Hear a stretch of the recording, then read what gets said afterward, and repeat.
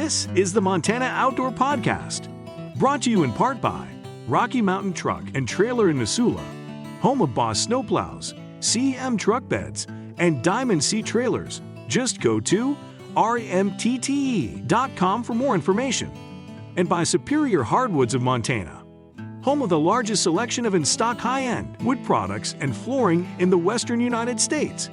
Let them guide you through the woods at superior-hardwoods.com. Now, get ready for more fascinating topics and the most interesting people you will ever find in Montana's great outdoors. We offer new podcasts most every Saturday.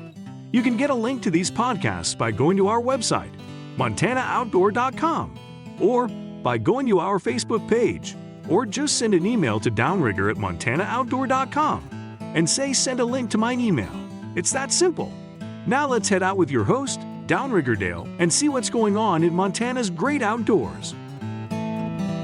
Thank you so much, Manny. And as Manny just said, I am Downrigger Dale with the Montana Outdoor Podcast. And also, of course, for all of you that listen to us on the radio, it's the Montana Outdoor Radio Show. You know, you can hear that radio show every Saturday morning live from 6 a.m. to 8 a.m. Mountain Time. And we love to have all of our radio listeners jump here on the podcast, too. Podcast has grown a lot. I want to thank all of you that are regular podcast listeners. And thanks so much for sharing this podcast with your friends. And be sure and do that, especially if we cover topics that you go, boy, I bet you so-and-so or Uncle Bob or whoever would just love to hear this. Be sure and share it with them. And that way we keep growing and spreading the word about everything we're doing for Montana's great outdoors. It has grown a lot thanks to all of you. I can't thank you enough. We're now, believe it or not, this little podcast has started as just a group of us doing things. We're now in the top 20% of podcasts in the United States. So that's a pretty amazing thing, and it's because of all of you. Anyway, I want to today talk about a subject with you folks that, you know, I guess could be controversial to some people. For me, when I heard that what we're going to talk about today was getting going in Montana, I was excited because it's a topic that's near and dear to me, and it's one that I think is long overdue. But some of you may say, no, I heard that it was this or that. Well, you're going to learn all about it. What I'm referring to here is the Black Butte copper mine. And some of you may say, oh, I heard that was just going to be terrible for the environment and on and on and on. Well, sit back and listen to this because you're going to learn some things I can guarantee you never even knew. And more importantly, you're going to learn some things about copper in general. Copper, you know, we think of as well, it's that, little penny. Well, copper does so many things. In fact, it's in so many different parts of your life. I'll bet you have no idea how many times you come in contact directly or indirectly with copper and don't even know. In fact, believe it or not, you got copper floating around inside your body right now. And in fact, if you didn't, you wouldn't be very healthy. In fact, you probably wouldn't be living. So it is an amazing mineral that is in our ground, but has become even more important now because we're talking about all these different electric vehicles and that. I mean, when you think about electric cars and trucks, there's a whole bunch of copper in those, more than a regular car. And then we get into, well, we'll get into all of it. To me, it's just a fascinating topic, but I want you folks, number one, to remember, come back to the podcast description. This is when you found this podcast. There's always a description for each podcast, and it tells you all about what you're about to listen to. Well, usually towards the bottom of that description, I put in a bunch of links, so you'll be able to click on those links. So as we refer to different things, you'll be able to click on those. For now, just sit back and relax and listen. But later, if you say, I want to look more about that or learn about it, just click on any of the links that look interesting to you. It'll take you right to that, and you'll be able to learn a lot more about it. So keep that in mind. That way you don't have to be trying to write stuff down as you're listening. Just sit back and relax and listen. Now, if you have questions after you listen to this, there's going to be links for emails and things like that, so you can get your questions answered too. But let's start with my guest from the Sandfire Resources Black Butte Copper, and that is Nancy Schlepp. You may know that name, Nancy Schlepp, because she's been on our radio show a few times before, the Montana Outdoor Radio Show. Nancy, thanks so much for joining me here, and I can't wait to get into this fascinating topic with you. Thanks so much, Dale, for having me on today. I'm just thrilled to be back on the show and getting to share more about our project, and so excited that you're doing a podcast now. What a great thing. I also want to let everyone know that I've invited with me today our Senior Vice President, Jerry Zig, who actually was the person that discovered this deposit and grew up here right in White Sulphur Springs, just like I did in Ringling. We're both in Mark County residents. And so I would invite us to have a discussion from his angle and my angle, and from different perspectives of mining, and really looking forward to delving deep into copper mining in today's world, especially underground copper mining, which this will be. It'll be a completely underground mine. Yeah, Jerry, welcome to the program. Thanks so much for coming on board with us. Now, thank you. Yeah. Now, Jerry, you are, well, both you and Nancy are from the White Sulphur Springs area. Did you ever imagine that you would go from a nice country boy of White Sulphur Springs into now getting into mining, and then actually being able to create a mining project right in your hometown? No, I never dreamed my life would turn out the way it has. Certainly didn't plan any part of it this way. Just quick little background. I grew up on a cattle ranch here in Mark County, and our ranch headquarters was right on the Smith River. And so I grew up spending whatever spare time I could out fishing in that river, and as many people here do. And I was fascinated by really all aspects of the natural history of the area. But we live kind of at the head of the Smith River Canyon, and there's a lot of cliffs outcropping along the canyon walls, and I was wondering what those were about, and gained an interest in geology in that way. And determined to become a geologist.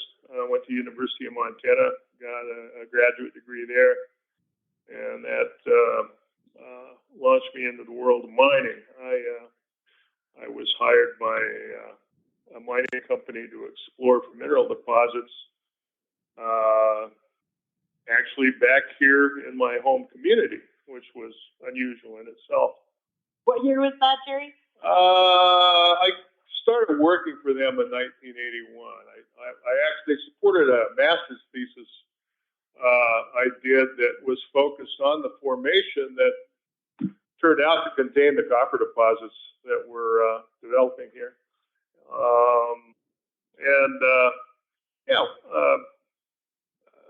As their exploration geologist, I put together a geologic story about where the best hopes for mineral deposits might be, and we drilled a hole there. And my gosh, we found what we call the Johnny Lee copper deposit. So that was quite exciting. That was in 1985, and carried on with the project with that group for a few years. So that was the beginning of it all. Well, Montana has quite a history with copper mining and just mining in general, and I think that's where maybe some of the controversy comes from. Is, if you look at some of the old mining facilities from way back when in Montana, well, a lot of them aren't a very pretty picture, and as a result, I think a lot of people look at that and go, oh, my goodness, boy, no. We don't need that in Montana, especially when we talk about the Smith River. And for those of you listening here, we've talked about the Smith River quite often. It is a true national treasure. It's an amazing place. For those of you that have never got to float that, it's amazing, and something you should definitely put on your bucket list.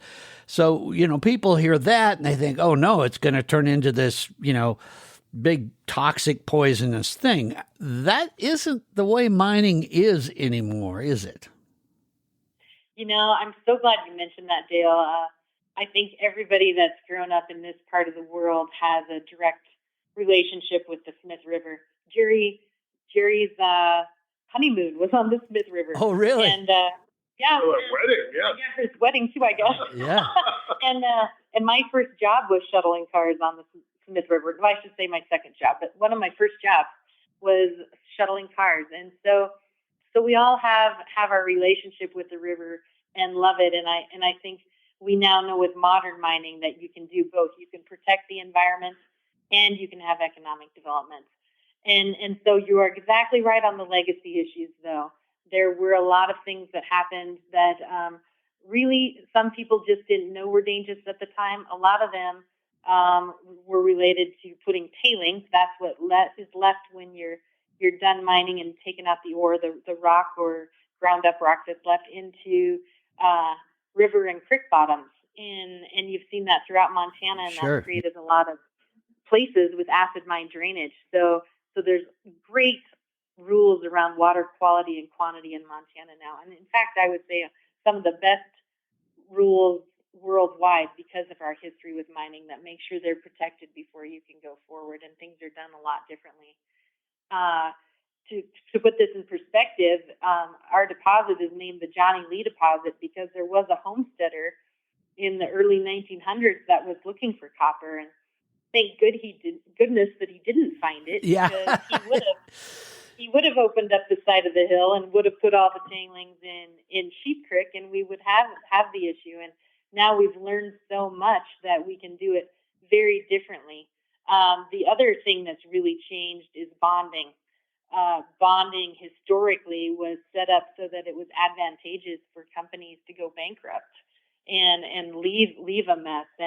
And right when the DEQ was being formed, that's the Montana Department of Environmental Quality around the 1990s, was when they started looking at bonding differently and really started to protect the environment, because that was also when a company called Pegasus Gold went bankrupt.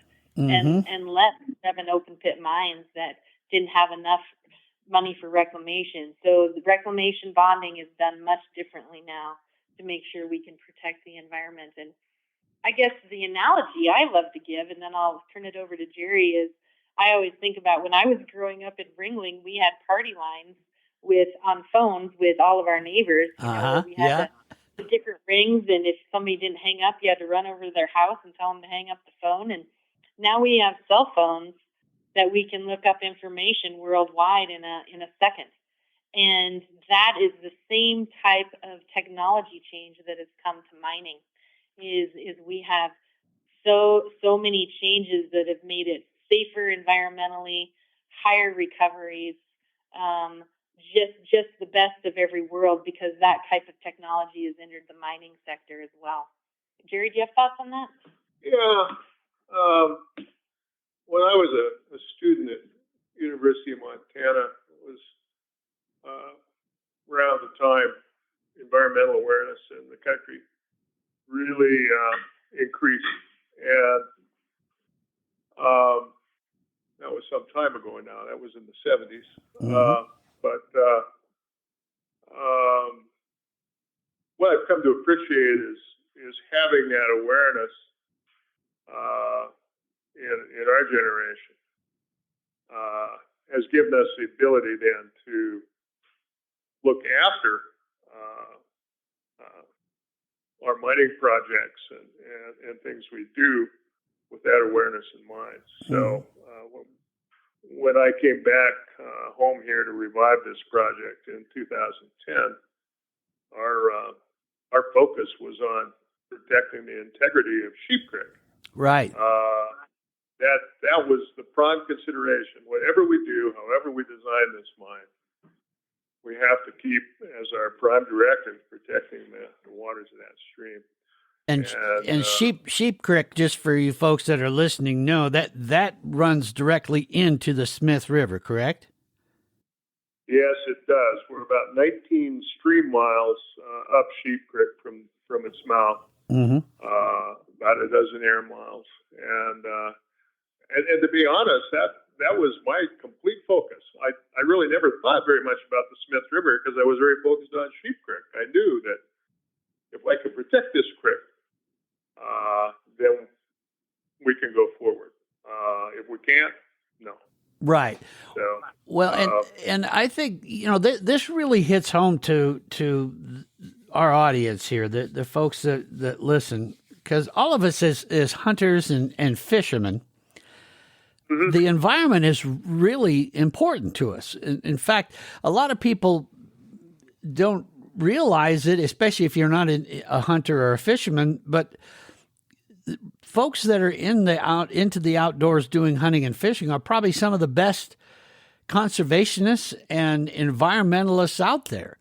In that, we love to, harvest the animals and the fish and do all that, but we also know that it's up to all of us to make sure that we take care of our environment around us. So, when you talk about yourself, growing up in that area and that, I can completely see why you would say, hey, I do not want to mess things up here. Sure, we'd love to have, some better paying jobs around and that, but not at the expense of one of our favorite places to go fish and float. So totally get that. And when we talk about, Nancy, you were mentioning about the, after people over time saw what had happened, and some of it was just honest mistakes. They just didn't know the chemistry. They didn't know that all this stuff they were doing was going to have just a horrible outcome. That's when I think it was called the Montana Hard Rock Mining Impact Act. Is that the law that kind of grew out of that? That was one of the laws.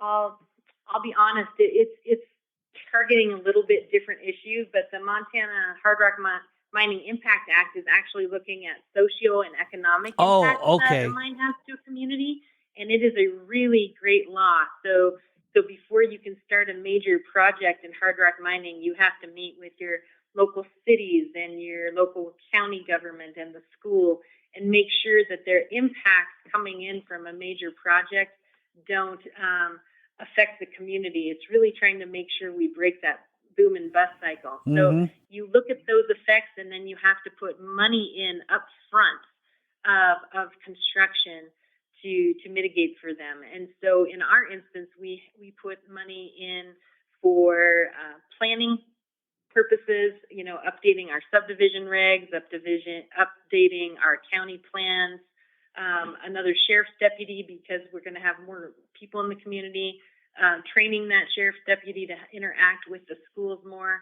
And then we were really lucky in that we had built a new school here in White Sulphur right before this project came to town. Not because of our project, but because the old one had been condemned with asbestos.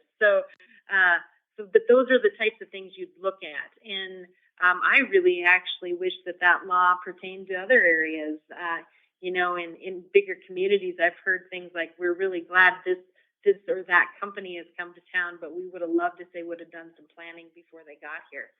So it's a great law. I would say a few things that changed in mining law would be related to the permitting process in Montana changed in 2011, so that we now, as a mining company, have to prove scientifically everything that we're going to say we do to protect the water quality and quantity and to protect the environment and mine safely can be done scientifically.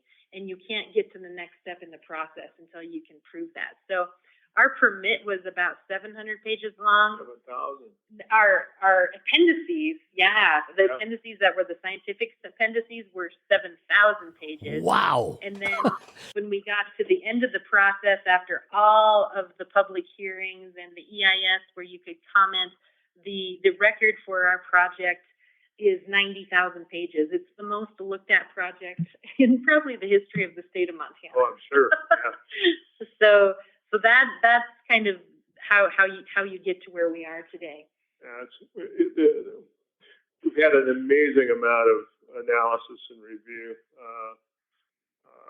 Just literally hundreds of people and thousands of man hours going into evaluating the appropriate way to build the mine and the most protective way to do it.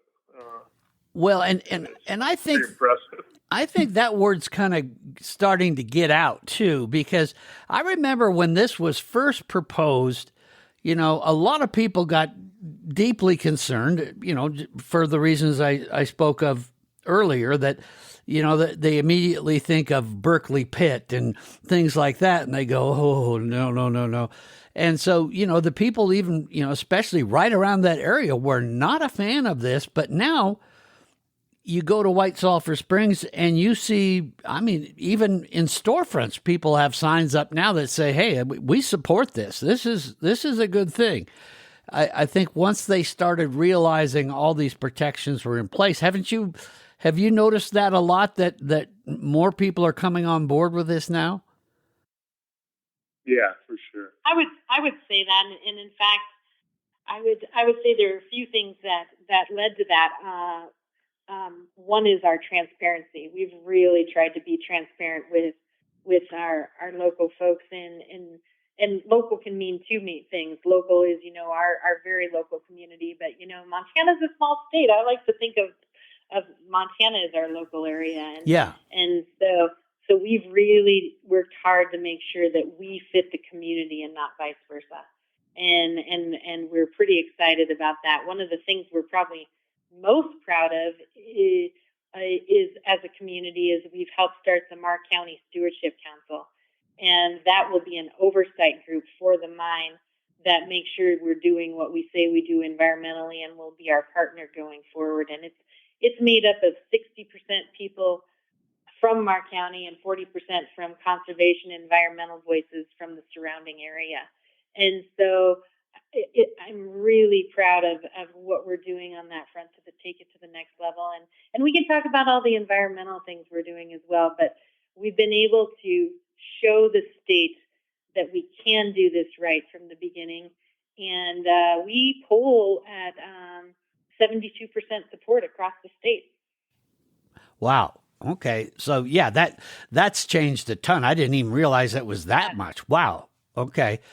So to me, I think we're starting to already, and I told you folks at the beginning of the show, we're going to address all these concerns, and I think people are going to be able to, by the time we're done, be able to start breathing a little easier. And this council that got started, that is independent of the Black Butte company and the parent company. That they are not part of the company, right?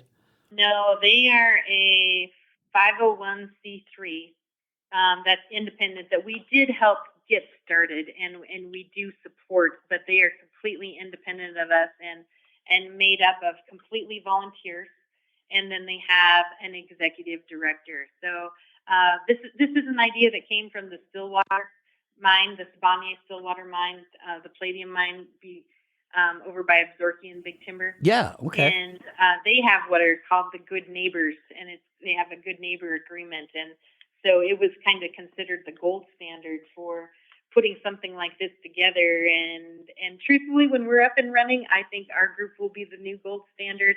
And I think that people will come worldwide to see all of the environmental protections that are built into this project, kind of taking mining to the next level, which is so important when right now, as you mentioned at the beginning of the show, we have a real need for copper and other critical minerals as we shift in our way that we produce energy. Mm-hmm. Well, I kind of look at copper now that we've put so much emphasis on, people call it, going to a green energy in the United States, however you want to refer to it. We're put so much emphasis on there. I never would have believed that in my lifetime we could see so many, electric cars that are out on the road now, and how much that's grown in that. But what I didn't realize until I started looking into all this was that, we looked at the internal combustion engine, and we burn gas or diesel, and over time a lot of us sat back and said, wait a minute, why are we buying all this fuel from countries way, way across the ocean, many countries that don't even like America at all? Why are we doing that? Then we get into now producing all these electric cars and all that. And what I think a lot of people don't realize is copper in some ways is kind of like, in some ways, kind of like the fuel of the internal combustion engine was, and that most of the copper now is coming from outside of the United States. So potentially, if I'm right here, we could be back doing the same thing again, where we are depending on countries way outside of the United States for one of the most important elements of green energy, whether it's solar energy, wind turbines, or electric cars. Why isn't more copper mined in the United States? Is it because of the environmental concerns, or why do you see that, Jerry? Yeah, well, the United States is a significant copper producer, but we still do have to import, and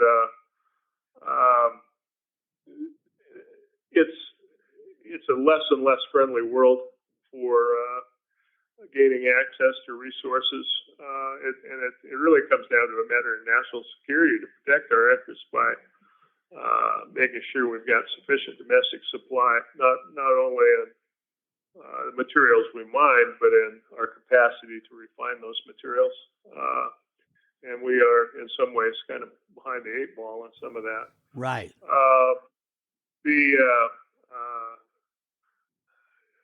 For a long time,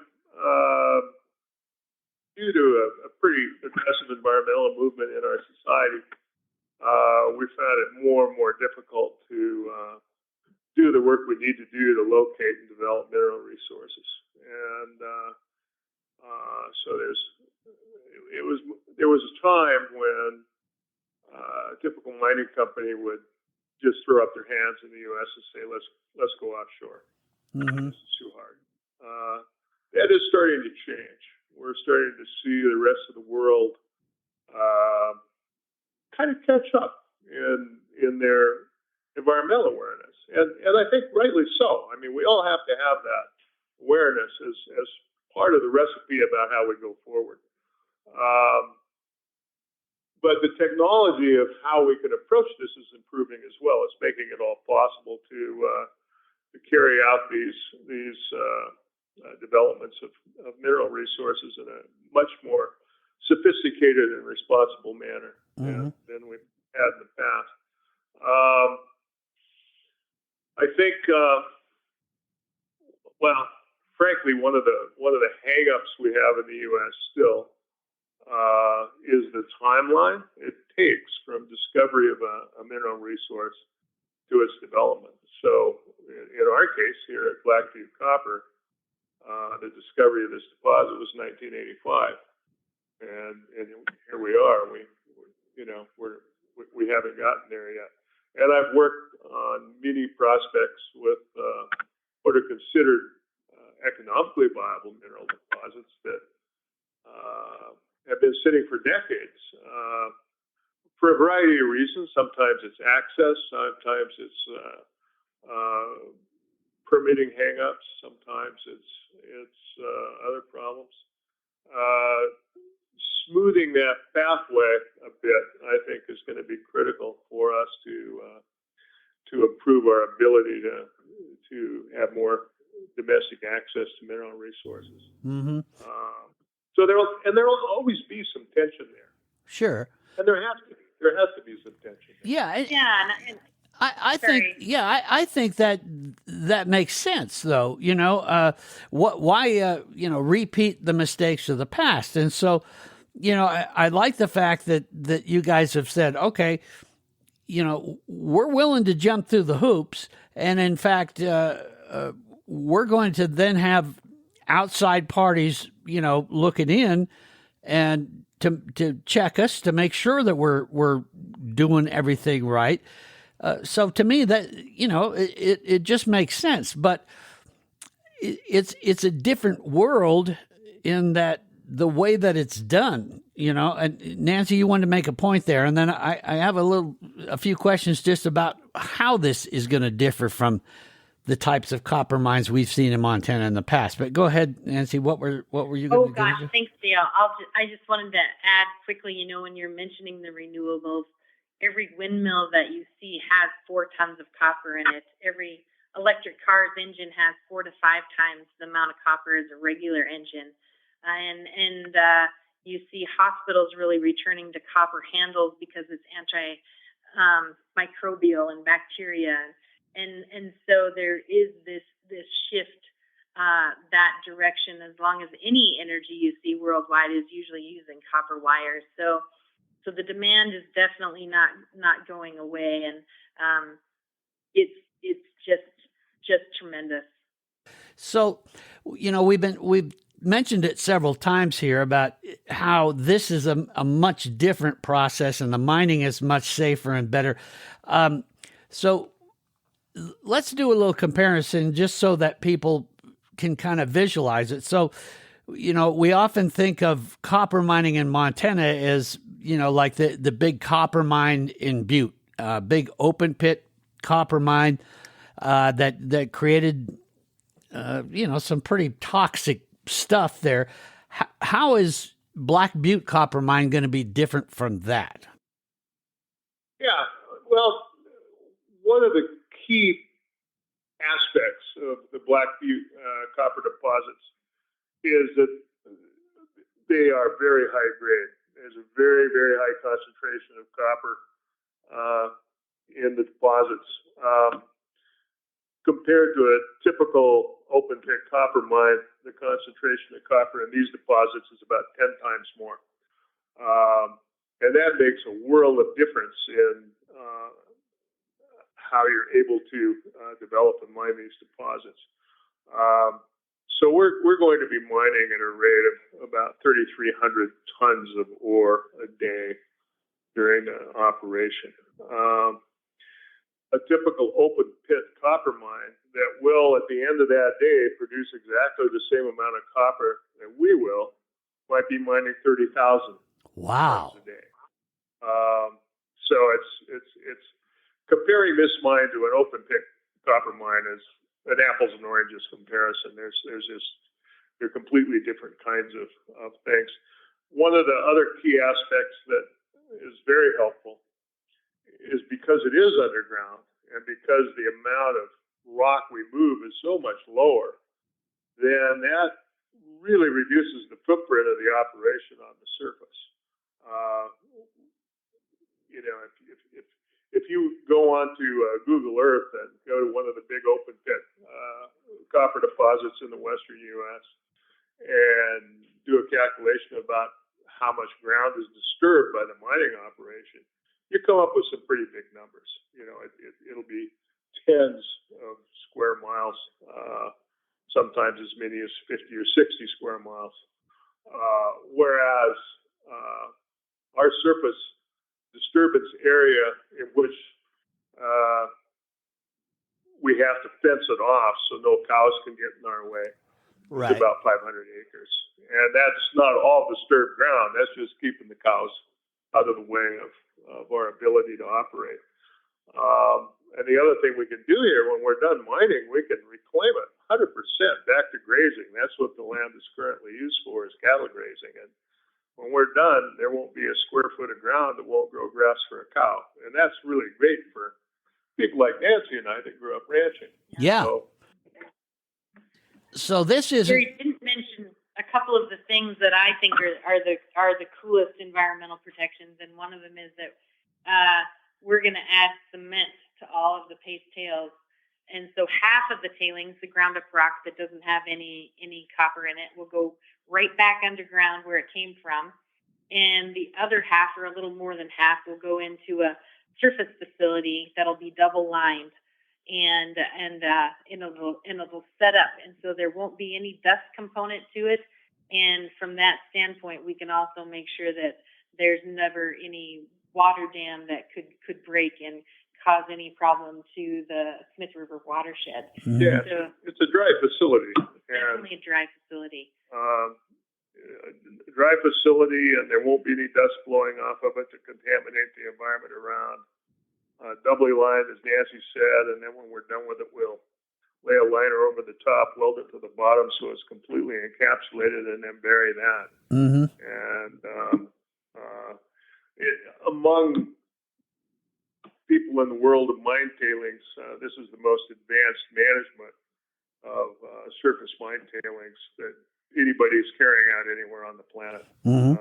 So we're at the cutting edge of that, which is kind of neat. It's very cool. Well, Nancy and Jerry, we're going to take just a quick break and want to give a chance for one of our sponsors to tell us a little bit about what they're up to. And when we come back, I want you to address the concerns out there as far as, okay, you've got all this, protections in place and everything, that all sounds good, but Montana is a very seismically active place. So what happens, are you in an area where we're going to see all this shifting and all that, and then all these protections could be exposed, and next thing we know, there's a whole bunch of toxic stuff flowing through and into the groundwater. So talk a bit about that when we come back right after this. Yeah, we've had snow, and it's going to just keep coming. You know that. It's where we live. So this is the time. If you've ever thought about getting a snowplow so you can get that driveway of yours plowed, or let's say you own a business. A lot of you need to plow that out. You can save a ton of money plowing it yourself. And I kind of think it's fun. I enjoy doing it. But the reason I'm talking about all this is Rocky Mountain Truck and Trailer is your Boss snowplow dealer. And Boss snowplows, I think, has just now taken it to a whole another level. They are the snowplow that you want to have. They can do so many different things. And the great thing about Rocky Mountain Truck and Trailer is they have a full service department. They can install it. They can take you through it, show you how to operate your Boss snowplow. They can help you get financing. They have the parts. They have everything. This isn't something where, you get a snowplow and then you have problems with it or whatever, and the people that sold it to you, that's all they do is sell it. They don't know anything. Not with Rocky Mountain Truck and Trailer. They not only do they carry the best snowplowers you can get, Boss snowplows, but they do everything from helping you pick the right one all the way through to the service after sale and all that. So get a hold of my friends at Rocky Mountain Truck and Trailer. Now, you can go see them in person in Missoula, Montana, 5680 Expressway in Missoula. Also, you can, of course, give them a call. They'd love to talk to you there. Their phone number, 406-549-4243. Or one of my favorite ways to take a look at everything they have is just go online, rmtte.com, rmtte.com, Rocky Mountain Truck and Trailer. Be ready for winter this year with a Boss snowplow, and check out all their inventory and everything else. You're going to like dealing with these folks. Rocky Mountain Truck and Trailer. And we are back here on the Montana Outdoor Podcast. I'm talking with Jerry Zig and Nancy Schlepp. They're with the Black Butte Copper Mine. and we're getting a little education about mining and the safety of it.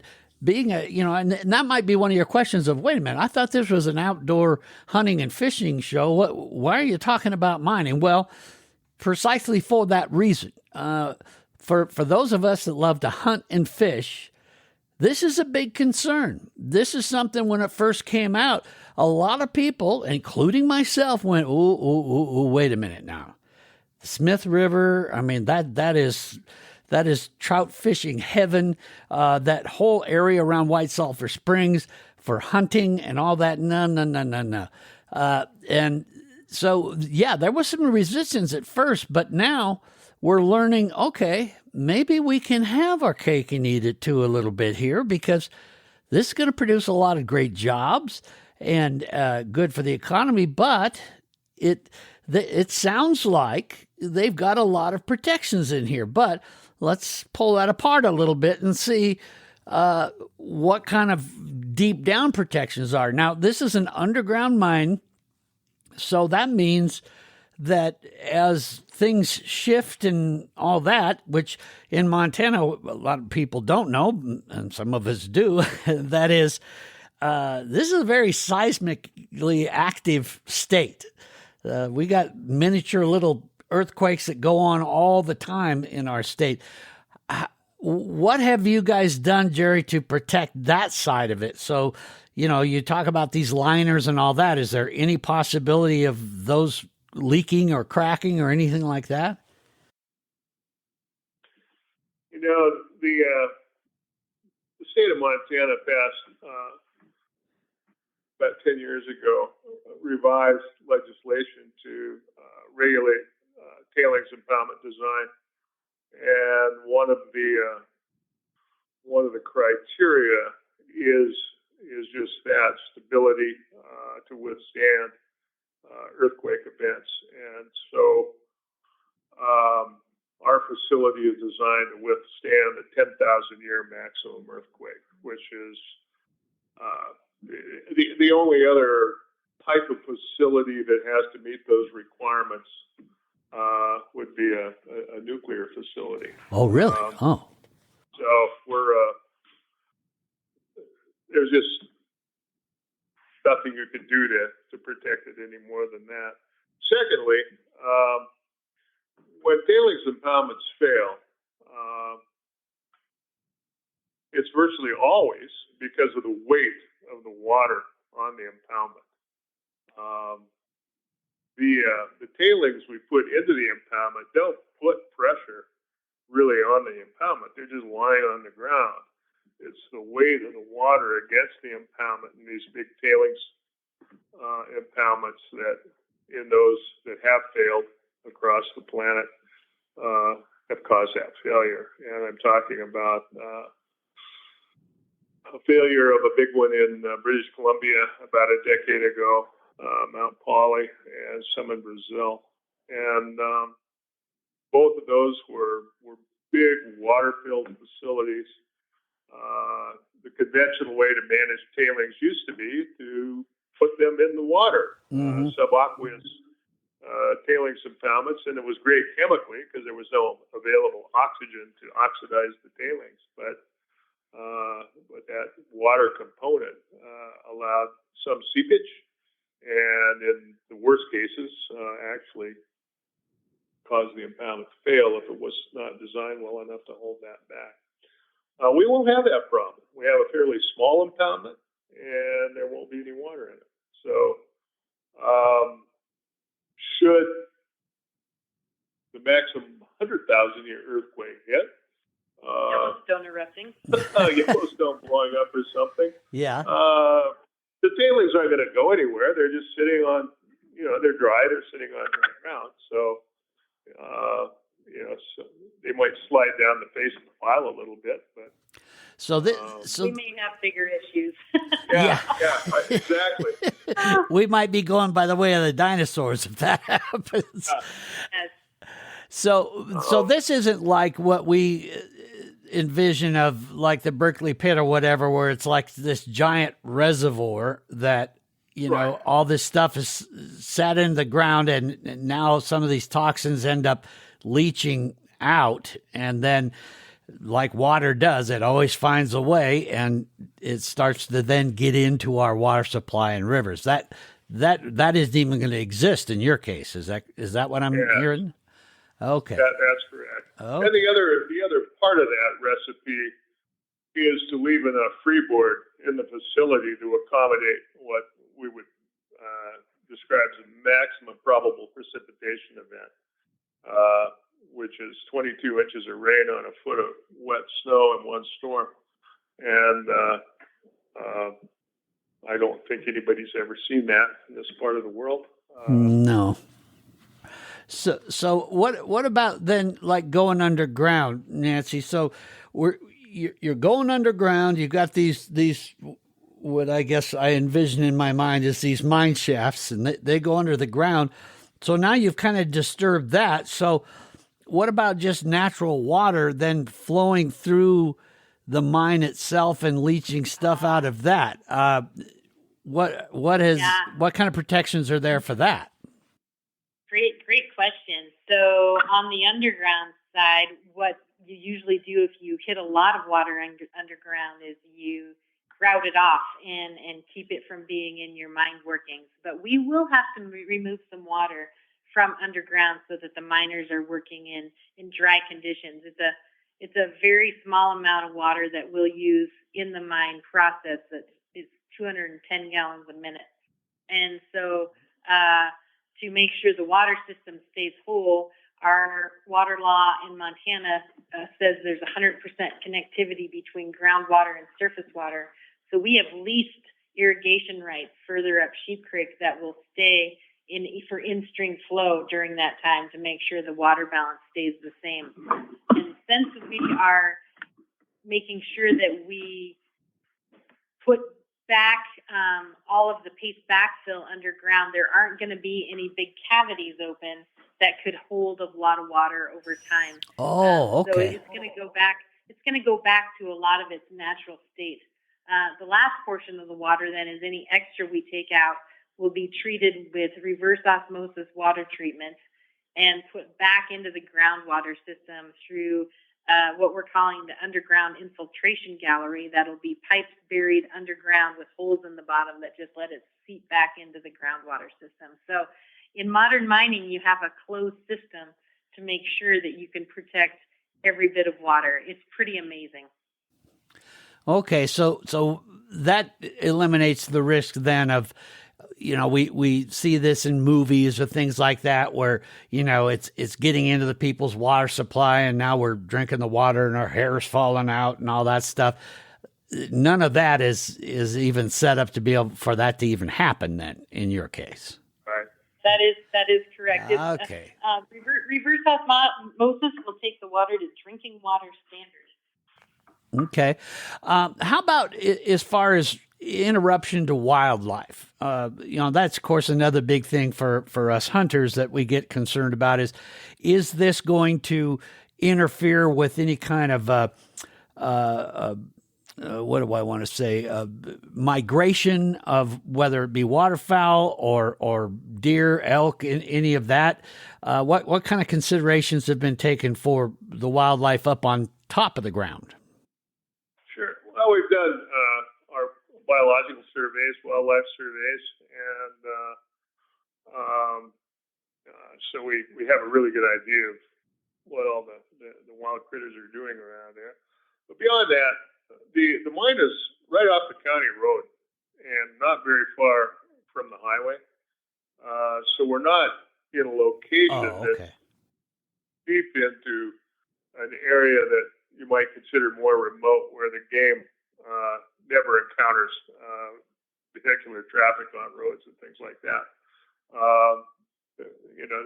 A lot of recreationists, ranchers, other people use the road that goes right over where we're going to be mining. We're containing our traffic on an access road off that main county road and funneling it right into the mine site as directly as we possibly can, so we don't have any activity of any consequence any distance from that immediate 500 acres that we fence off. So really the only impediment to wildlife travel that's any different than what's happening now is the fence around that 500 acres. So we fence everybody out of that. Okay. And then will the mine, as you're going underground, will it be like going underneath any, like underneath Sheep Creek or any of that, or underneath any kind of natural ponds or any of that? I remember hearing somewhere this rumor going around that, if they do the wrong thing, I mean, that could just drain a river or drain a pond. Is there any risk of those kind of things? No, the ore bodies we're mining are not directly under Sheep Creek. Oh, okay. And they're quite deep. There's, they're not a great distance from Sheep Creek, but they're not directly below it. And they're like a quarter mile down below the valley bottom. So there's no way we're going to see any connection there. Okay. Correct. Now, what about the processing side of it? And don't worry, folks, I'm not going to stay all on the negatives here, but, I just want to dig a little here. Pardon the pun, but I want to dig through some of this a little, and then we'll get into some of the good side effects too. But so what about the processing of it? Because, okay, you pull this stuff out of the ground. Now, it's not just, you're not just taking copper, you're taking the copper, which is, inside of all the rocks and all that. So you've got to, I imagine, crush it and do things like that to get the copper out of there. Are there any kind of chemicals or toxic stuff used to make that happen? There are chemicals, but they're not toxic. Oh, okay. We use a reagent in the flotation process to liberate the copper mineral from the rest of the rock. We grind it up very, very finely, less than 40 microns, some of it down to 8 microns. And then we have that finely ground powder and water that we agitate with bubbles. And then we add a reagent that causes the copper minerals to glom on all those little bubbles which float to the top. And that's how we bring the copper mineral out of that fluid and scrape that froth off and dry it, squeeze the moisture out. That becomes our copper concentrate. The reagent we use is also used as a food additive. Oh, really? Okay. So that's we're not using any cyanide. We're not using any other baddies in the operation at all. Okay. So we're protected there. Now, so then once it's out, now it's got to be hauled somewhere to finish the whole process. How does it get from the mine to the marketplace? Yeah, so we'll be creating a copper concentrate that will get loaded onto containers that are made for rail, and they'll be sealed containers, and we'll seal them shut, put them on semis and take them to a railhead.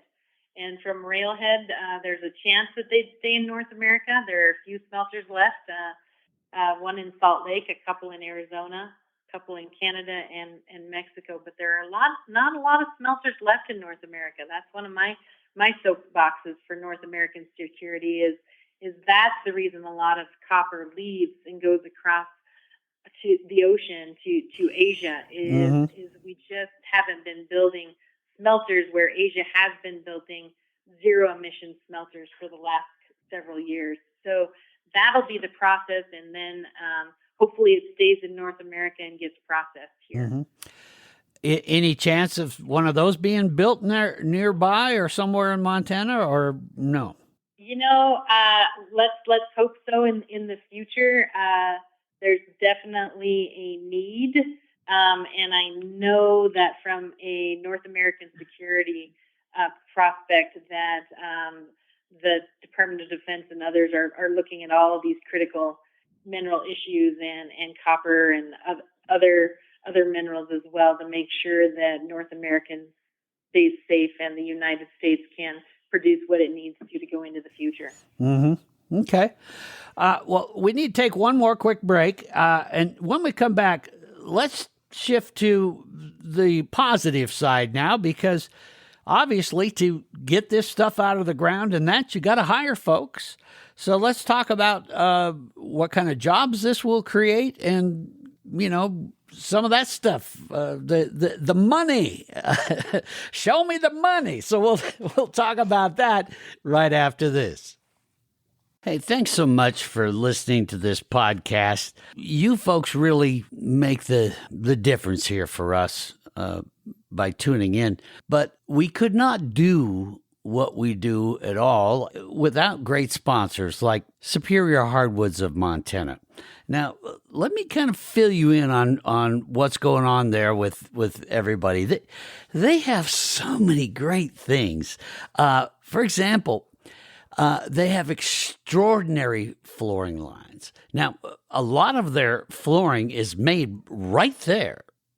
They have this huge lumber yard full of all kinds of stuff. You just got to go see it in Missoula. You can go online and take a look at all the different flooring and that. But John and Corey and the rest of the gang, Superior Hardwoods, they've been in business since 1977. You don't stay in business that long by not doing it right. Go online to superior-hardwoods.com, and you can even read the reviews from everybody. You'll get a feel that these guys really know what they're doing. They strive so hard to make sure their customers are satisfied and get what they want. So back to the flooring. Go take a look at all the different things that they can do at Superior Hardwoods. Everything from flooring that will just blow you away, and that I guarantee they have flooring in there with woods you've probably never even seen before. Then you can even go into things that can accent that. You have got to see the alder molding they have there. Unbelievable. The list goes on and on. So go to Superior Hardwoods. That's superior-hardwoods.com. Take a look at what they've got going on there online. Then you have questions. Easy. Just give them a call, 406-251-2272. Or if you want, and I think you'll love going to the showroom, it's at 5120 Highway 93 South there in Missoula. I have just talked to so many people that go, you were talking on your podcast about these guys.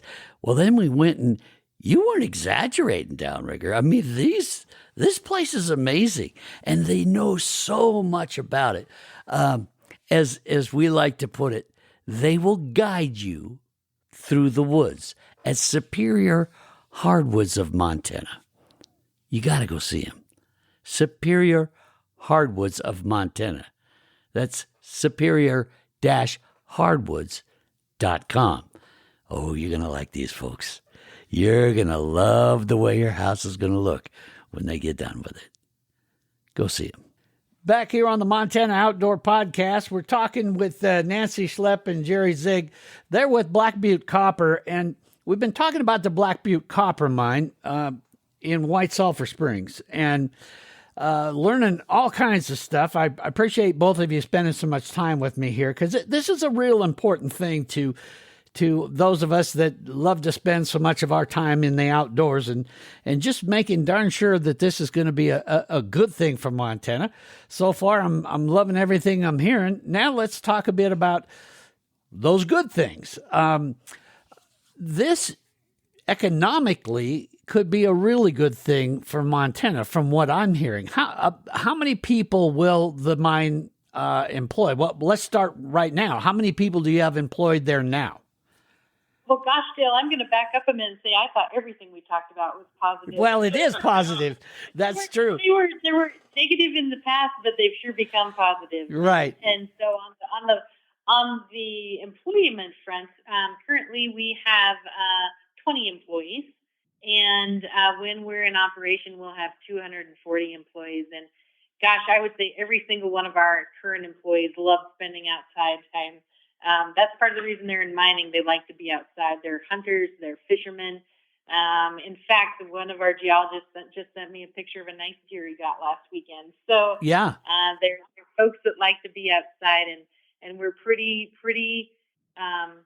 excited about bringing Montanans back to Montana, hiring Montanans, and really providing a great workspace. And one of the interesting things for the mining world is we're looking at hoping to have 40 or 50% female workforce. This is a modern mine that shouldn't have a job that takes a lot of weight being lifted or strength. It's going to be smart people moving toggle switches. Well, as a father of 8 daughters, I like the sound of that. Hey, are any of them in engineering or mining or environmental sciences? Well, I've got let's see, I got one that's into the whole security and electronic stuff and that. I bet I bet you I could send some of my girls over there and they could get to work for you. I like it a lot. There we go. Well, so when you get up to full steam, then you're going to have quite a few people. Now, what would the average person make working for Black Butte Copper? Our numbers on that are a little old, and we'll be putting out updated ones in the next year. But when we did this in 2020, right when COVID was hitting, our numbers came out at about the average wage at $72,000 per person, and then benefits on top of that. So it's a good wage that you make. Underground miners that are qualified will easily make 6 figures a lot of the time. So these are good paying family wage jobs that you can raise a family on.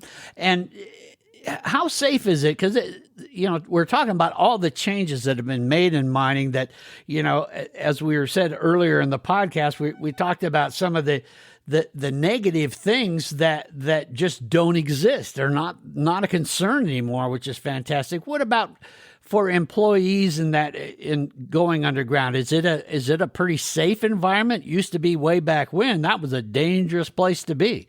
Is it much more safe now? Safety is up front in our minds all the time in this industry now. It is a much safer occupation than it used to be. Mining is not among the top 10 of hazardous jobs in the U.S., and it once was. This is safer than farm workers and ranchers and power line workers and all those kinds of things. We just don't make the list now. Really? I'll be danged. If you have in our typical meeting every day, we'll sit down as a group of our employees, and the first thing we do is have a safety share. Somebody comes up with some thoughts on some experience they've had or something they've been thinking about that requires some attention from a safety perspective. It could be something in your home. It could be something in your vehicle. It could be something on the job site. I've had the experience of working in communities and watching a mining operation come in and watching that safety culture, that safety mentality start to permeate through the community. And it's really pretty amazing because a lot of us here in Montana, we're tough people. We know how to get her done. Oh yeah. And a lot of that involves doing things that aren't particularly safe. And the whole safety culture we're developing here makes you stop and think about all that. Make sure that everybody is coming home every night safely and healthfully. And it that in itself is a big contribution to a community in my mind.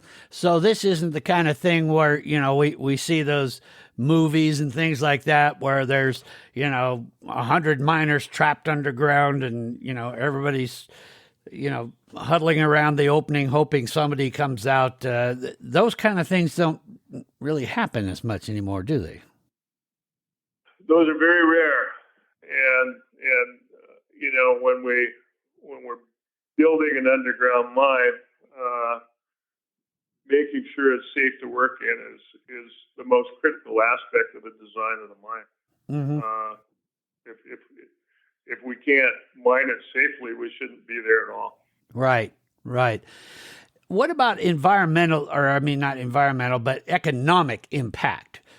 We've talked a lot about the environmental impact, but what about the economic impact? Because this is more than just the folks that work there. In mining, like a lot of industries, it employs and affects the economy even more on a positive level outside of that. In other words, for every person that's employed actually directly by the company, it's actually creating jobs outside of that. Is that going to be the case here in this project? We sure hope so, as folks that have grown up in this community, that this is time that's used for economic development and diversifying our economy and sets us up for the next 3 generations. We really want to plan for the next 100 years. So that is another part that the Mark County Stewardship is thinking about as well. And the economic boon for Montana from a project like this is just going to be tremendous, from new jobs created to other businesses that are created to taxes that are paid to the county and the state. So, gosh, we're so excited. And that's one of the reasons I took this job in the first place is I was a county commissioner in Mark County before I took this job, and we were one of the poorest 10 nations in the country. Yeah. And you've just really seen a revival of our community for a few reasons.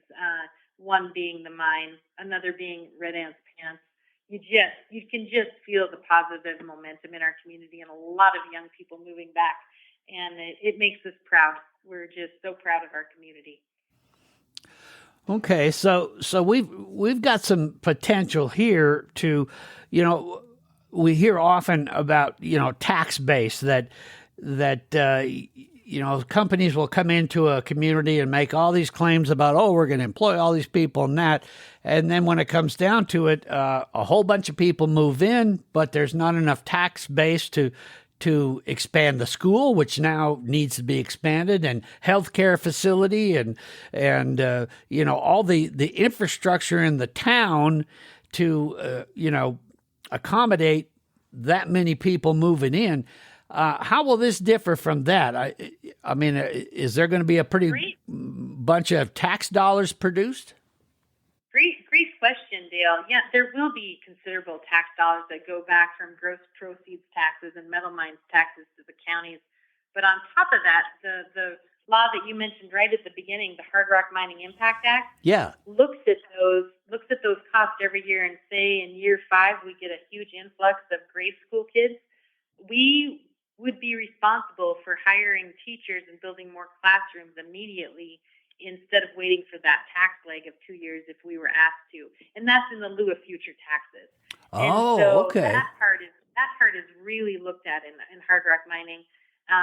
Our community is also being really thoughtful and thinking ahead, in that our hospital is committed to building a new hospital right now, and they've broken ground last month for that project. So thinking ahead on that front as well. So it's just been a positive experience all the way around. I would say the one issue I think we're facing, that every community in Montana is facing since COVID, is a shortage of housing. Right. Just like every rural community, we really got a lot of new people in our community, which we're enjoying, and they're great people, but our housing is extremely short, and I do see the development of another subdivision or two to make sure that we can house our people as we want them to live locally, and we want them to be an active part of our community. Okay. All right. Well, I'm loving what I'm hearing there too. What about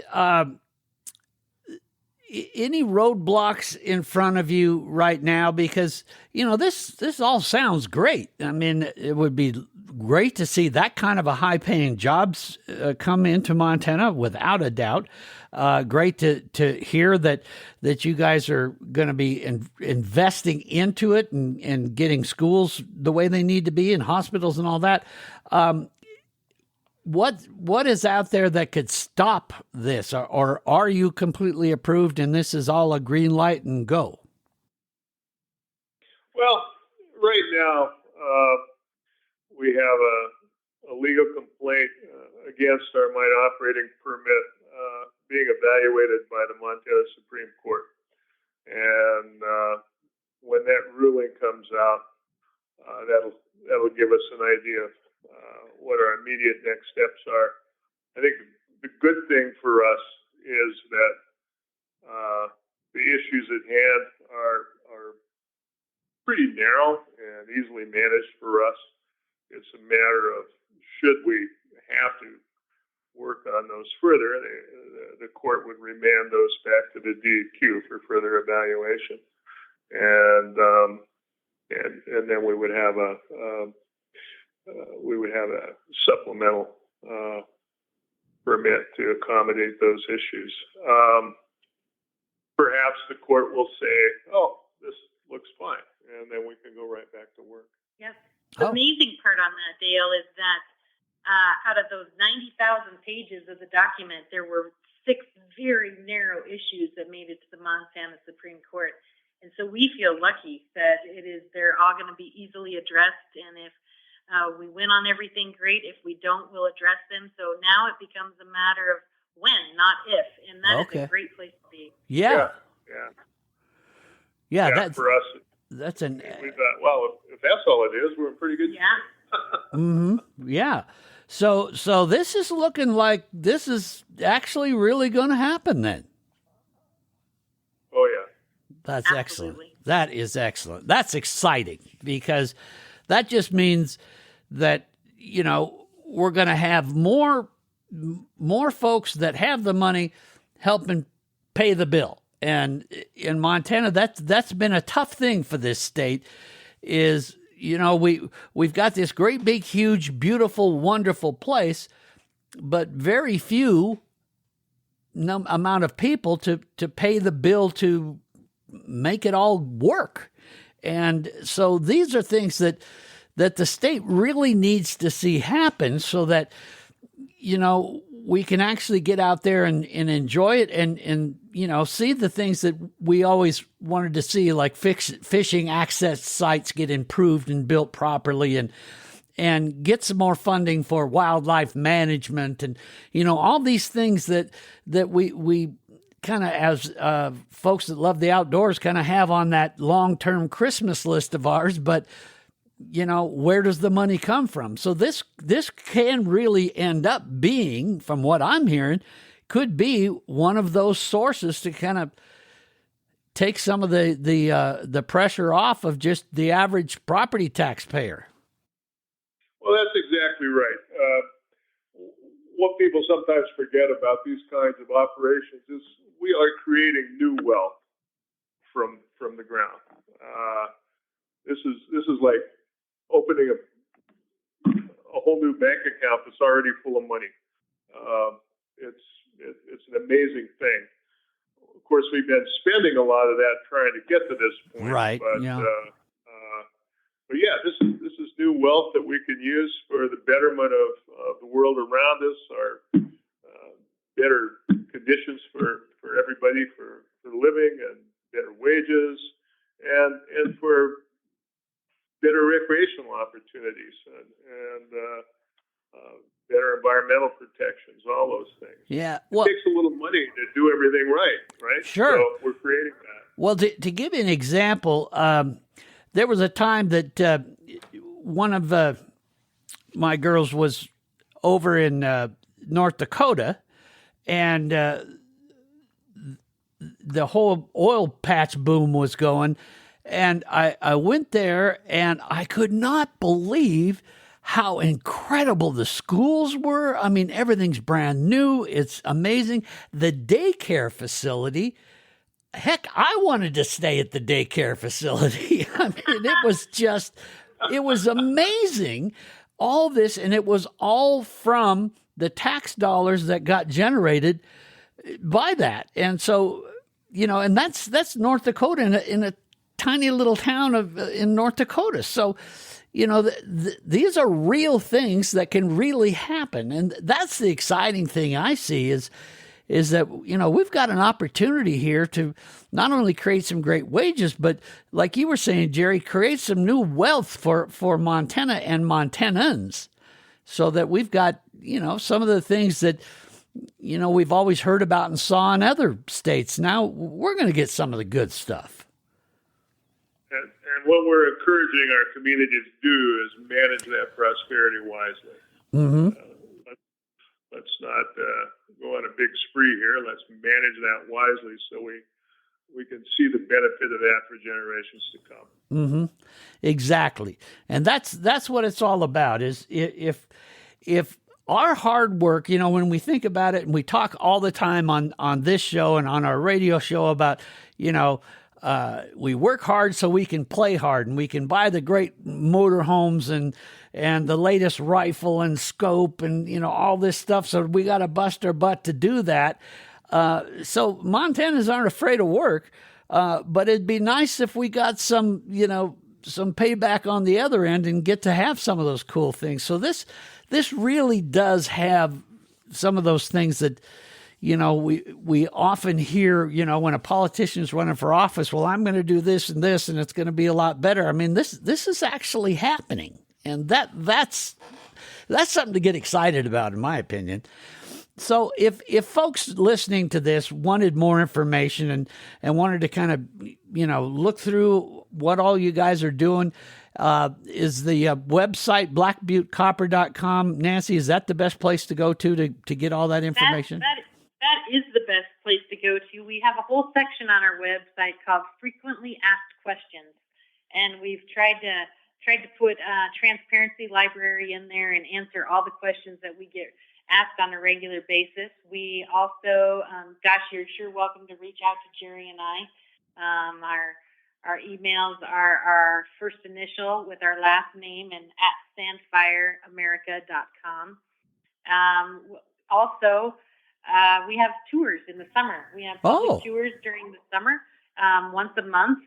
This year they were on the third Thursday of every month, that we take everybody out and show them around. We get a lot of college groups that come through, and all of our tours are pretty full of people just interested in learning what modern mining is like. And I just want to wish all those hunters out there this fall good luck. Our community got 12 inches of snow last weekend, so a safety share. Some of them got stuck, so be careful. Yeah. And make sure you're taking extra gear.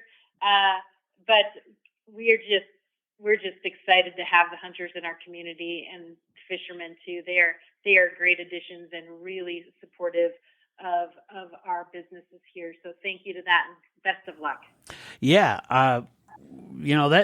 This is started out. We had a really slow hunting season when it started out. It was just too much like summer still, and with that additional colder weather and that, we're seeing harvest rates for big game going up quite a bit, which is nice to see, and that. So yeah, we're looking at a pretty good hunting season. So it should be a lot of fun out there. But in the podcast description, for all those of you that are listening, when you first came to this podcast, right there in that description, I'm going to have both Jerry's email and Nancy's email in there, so you'll be able to just click on that and it'll open up your email browser automatically. You can send them an email with your questions. I'm going to have a link to the blackbuttecopper.com, so you can click on that and go through it. I went through the whole website. It's an easy read. It's really interesting.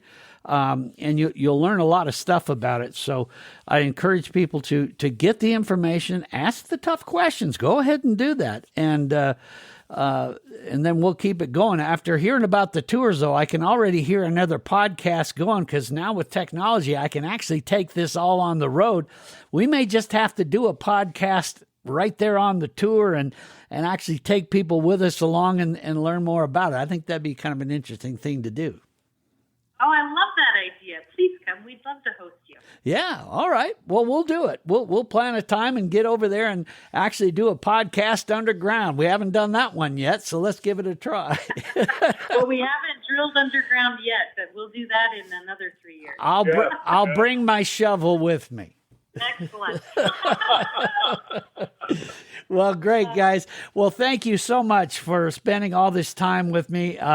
We'll be sure and stay in touch, and all of you listening, stay tuned here to the Montana Outdoor Podcast, and we'll take you on a little tour of what's going on there in White Sulphur Springs at Black Butte Copper.